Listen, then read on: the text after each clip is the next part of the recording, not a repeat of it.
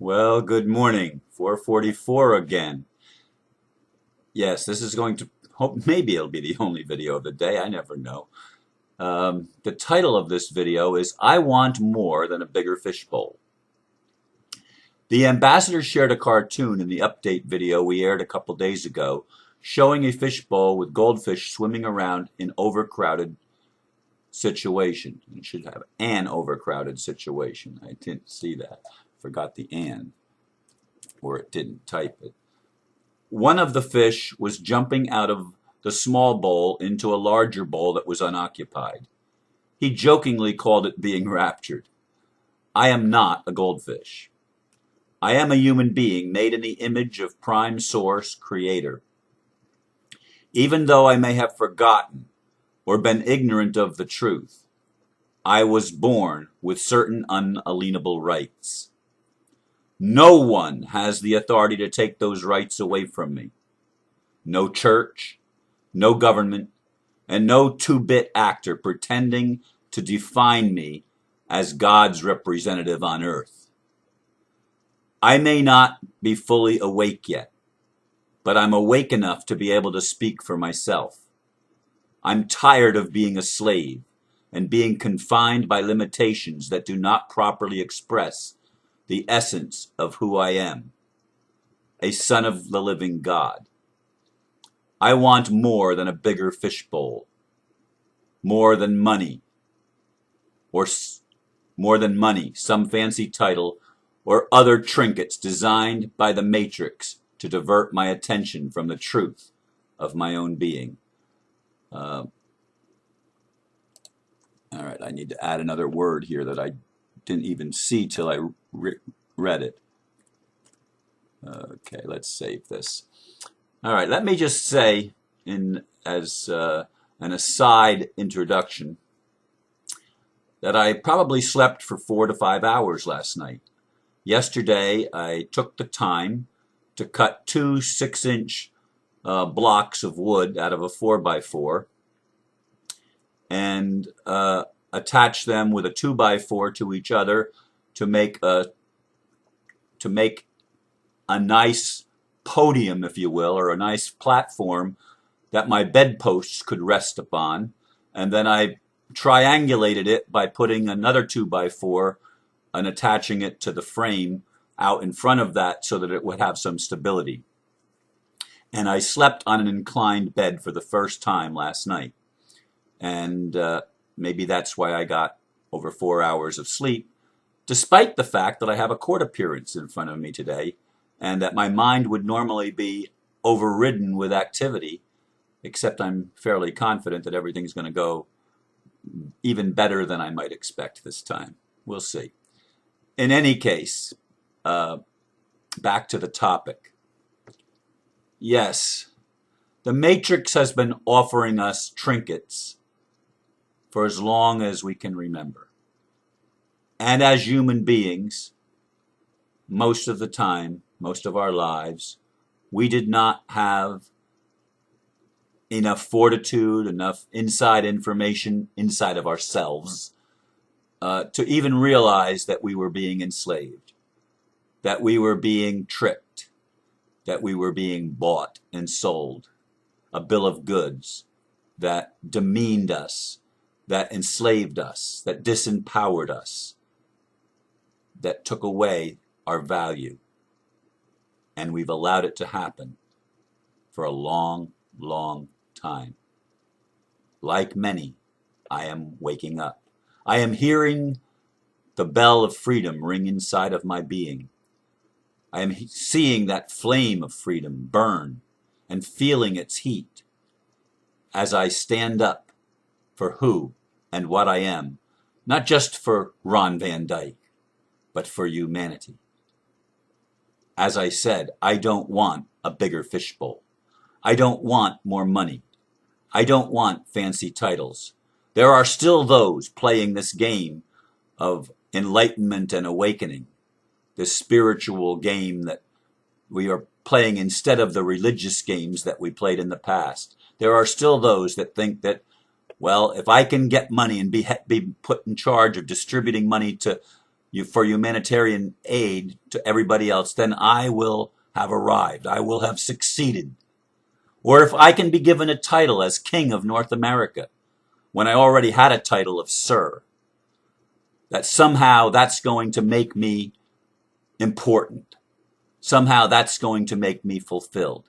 These are trinkets offered by someone pretending to speak for God, some two-bit actor pretending to be God's representative on earth, whether it's a church, a government, a family, whatever it is. No one has the right to define you when you begin to awaken and you begin to remember who you are.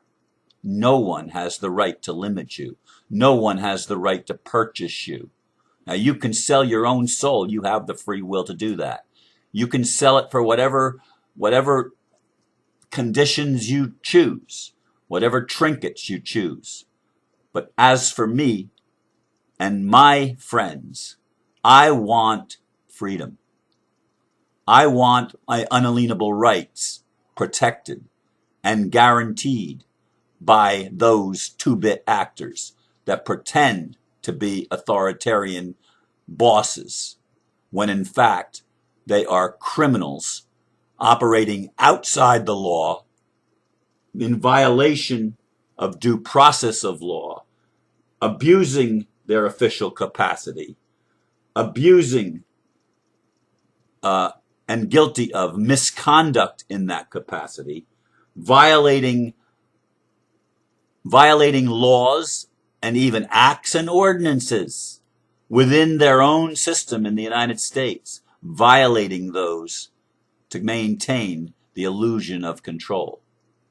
I'm saying no more. I'm saying I don't accept that. And I will stand in court today before a judge that I've never seen before, that never included me in any of the hearings to take my property, in which he issued a summary judgment and never even sent me a copy of the summary judgment. I mean, this is all violation of the law, which is why I have a counterclaim against the attorney, against the attorney's law firm, and against PNC Bank, who doesn't even claim ownership of the attorney as their employee. No documentation. And I'm going to remind the judge that not only is this case to be dismissed, that summary judgment is to become null and void. It's to become, I don't even know I forget the legal term at the moment. But this is where I am right now in my development. And I've watched as others that work with the family have bought into well, just give me the money. Or just give me a title. Just as I did with Swiss Indo, I'm not interested in money or titles or trinkets. I'm not interested in being given a bigger fishbowl or a nicer home. I want to be free. I want to honor the Creator in myself and recognize the Creator in everyone else, because I want my brothers and sisters to be free too, because I realize that my freedom depends on everyone else recognizing, or at least an increasing number of people recognizing, that the freedom is within us. It has always been within us. It has always been our birthright, there for the claiming, but we haven't claimed it. Instead, we've sold our soul for trinkets. We've sold our soul for deceptive lies. We've sold our soul for religious beliefs. We've sold our soul for pie in the sky and the sweet by and by. And we have allowed ourselves to be sacrificed on the altar of convenience and the altar of the status quo, the altar of the matrix.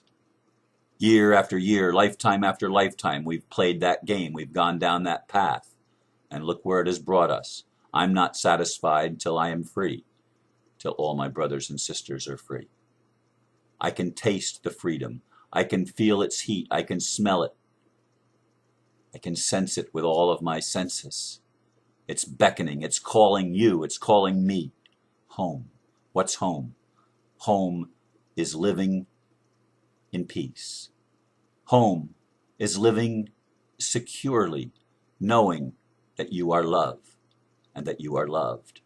Home is being able to bring all the pieces of yourself, all the soul fragments that have been scattered over many lifetimes, back into one expression of the love of God, of the creation of the prime source, from the beginning of time till now, which is the new beginning.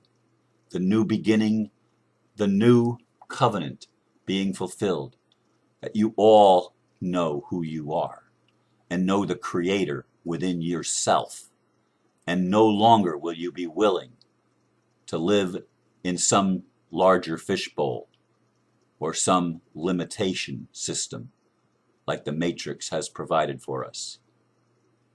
We're in a new age, a new era of awakening. None of us have totally come home yet. None of us have completely awakened. We're in that process. It is a process of the goddess and the god becoming one. It is a process of masculine and feminine mending the ancient warfare between the sexes and the expression of our sexuality. We are in the place where the light and the dark are dancing, because the dark is just as important as the light. We're not supposed to make it go away. We're supposed to dance with it. That creates our shadow, but we're supposed to heal our shadow. We're not supposed to avoid it. We're not supposed to shut it up. We're not supposed to cast it out. We're supposed to heal it, make it whole. And how do you make it whole? By combining the opposites in the dance and stopping the duel. How many times have I said that? How many times have I given that message? Is it because I'm something special that I can give that message? No, it's because I'm hearing the cry of my own heart and recognizing that cry in my brothers and sisters, recognizing that cry in all of creation. And I'm simply honoring the voice. I'm simply honoring the still small voice within me that's getting louder and louder until it reaches a crescendo, and hopefully you can all hear it, and you can all welcome yourself into the fold and be welcomed by your other brothers and sisters, saying, "Welcome home, brother. Welcome home, sister." Now I want to close by saying that the ambassador was in the hospital yesterday, and he needs our prayers. I have not been able to actually have a conversation with him since I realized that he was there.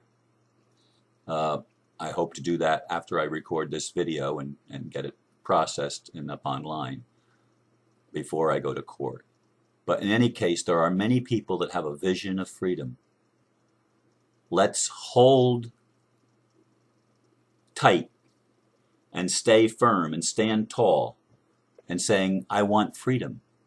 I don't want substitutions for freedom. I don't want any more trinkets. Let's pray for one another.